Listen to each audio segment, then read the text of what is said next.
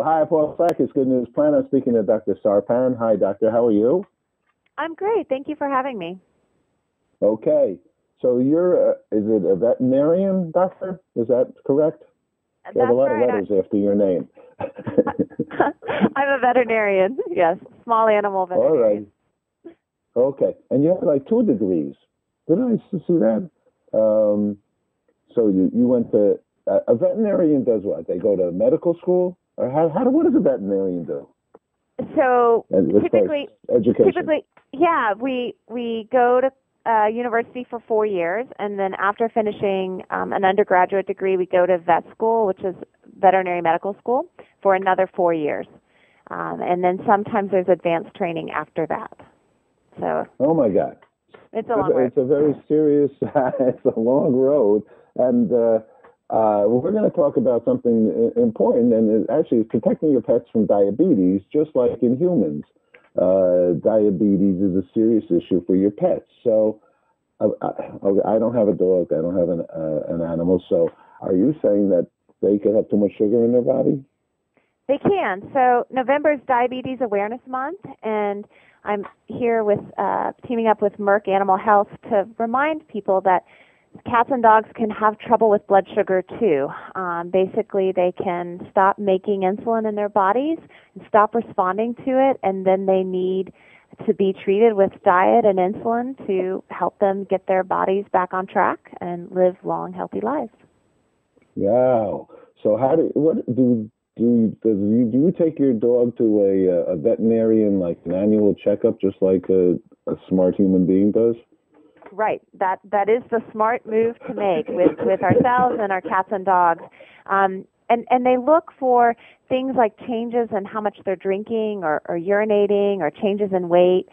There's some risk factors as well that may make your veterinarian more concerned for your pet. So if you have a miniature poodle, a pug, a dachshund, or a beagle, they're going to be a little bit more concerned that's a risk factor for diabetes. That chubby, great snuggler of a cat, the overweight cat is a higher risk for diabetes. So there's some things that we look for and pay attention. But the smart thing to do is to see your veterinarian and to educate yourself. That because this is Awareness Month, there's a website, petdiabetesmonth.com, where your listeners can go and get some more information. Okay. And so, what are some of the remedies? What would you do for, first, so how do you check that they have sugar? Is it a blood test? I mean, isn't that one way that we do it? Yes, to find out whether we have diabetes? Absolutely. We check blood sugar. We also look at a few other things on some blood work and urine. We check to make sure that the blood sugar is not spilling over into the urine, but that's how we diagnose it. It's also how we monitor how these guys are doing. And the most important thing to do is to not panic. It is a manageable disease. It is something that even people who don't have any experience with medicine or diabetes or giving injections, they can learn to give these insulin injections and do really well by their pet. Is there insulin that's oral in this world? No, that would be amazing. But no, all injections, insulins are given by injection to our cats and dogs. And there's different kinds of insulin. There's some labeled for humans that we use in pets, and there's some labeled for pets, for cats and dogs.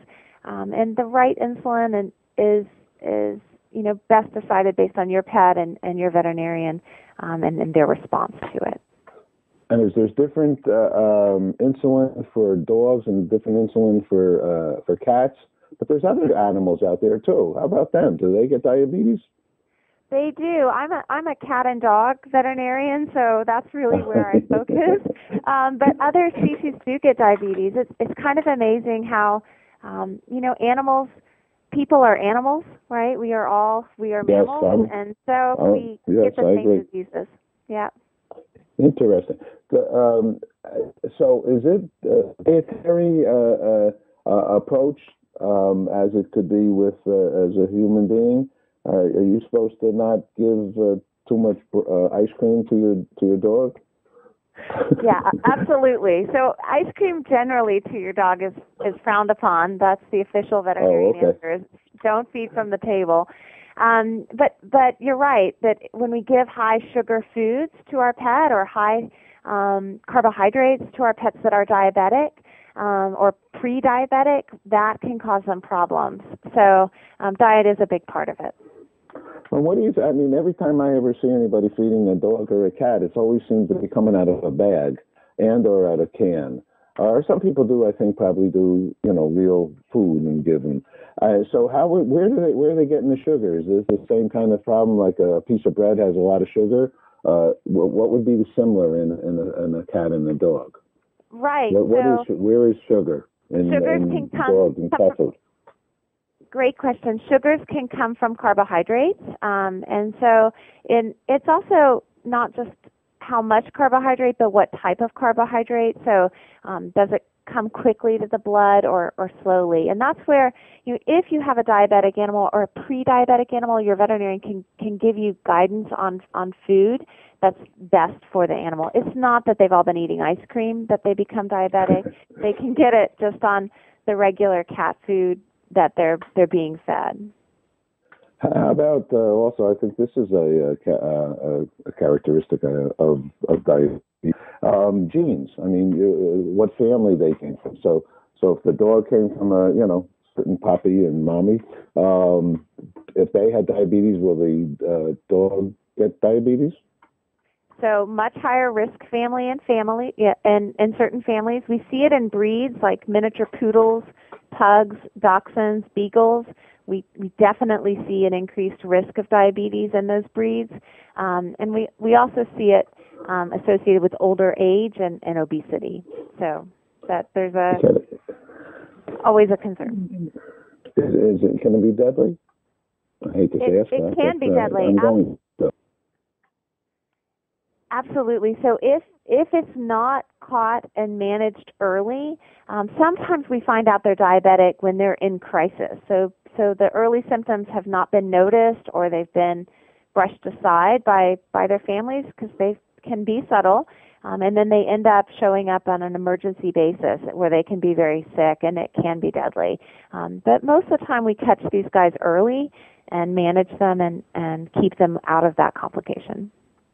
Let me ask you a question. I don't know if you're going to answer this, but I just wonder. It's a great corporate social. Yeah, I've made sure about that. That is good for another one. So where are they about animal health? Are you I think I lost you on that last question, but the question was... Okay.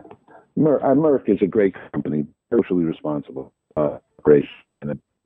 In New York, they sponsor this, they do involved with this, and so on and so forth. What kinds of things do they have for animals? What kind of things do you have? Well, they have medicines and things like that can help pets. I mean, these companies spend a lot of research element, and they really save lives, right? I just was wondering. So yeah, there's great groups that look at diabetes and pets. Some of them are university groups, and some of them are pharmaceutical companies that look at ways to manage these guys and help them out. And that's where that website, petdiabetesmonth.com, can come in handy for folks for giving that information as a public service, basically, to spread that information. Okay, that's super. Can I ask you two last quick questions, okay? Absolutely. I think that people that live their lives taking care of animals and or people have a lot of good things in them. So we're involved with peace, world peace, and what and I've asked many people, what does peace mean to them? And so, if you would, I'd like to ask you, Dr. Sathan, what does peace mean to you? Oh wow, that's a